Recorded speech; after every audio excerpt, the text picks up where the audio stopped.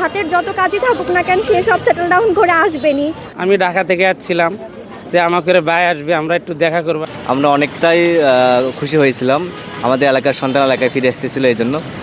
Tarique Rahman sir আমাদের দীর্ঘ 19 বছর পর আমাদের বগুড়া সদরে আসছেন, এটা নিশ্চয়ই অনেক খুশির একটা খবর আমাদের সবার কাছে। কিন্তু যেহেতু ক্যান্সেল হয়েছে, নিশ্চয়ই এমন কোনো জরুরি কাজ পড়ে গেছে যার জন্য তার ক্যান্সেল করতে হয়েছে আসাটা।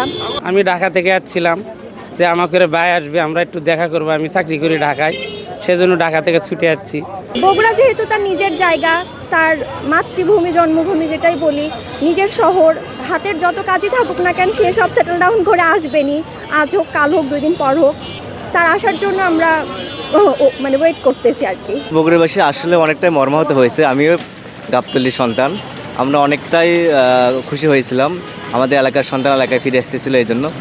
যাই হোক, এটা যদিও নির্বাচনের আচরণবিধি লঙ্ঘনের পর্যায়ে গেছিল না, কিন্তু নির্বাচন কমিশন ইসি সাহেব যেহেতু তারাকে রিকোয়েস্ট করেছেন আসার জন্য, সেই ডাকে সাড়া দিয়েছেন। এটা রাজনৈতিক ব্যাপার, তারাই ভালো বলতে পারবেন। তো আমরা একটু মর্মাহত হয়েছি, এটাই সত্য।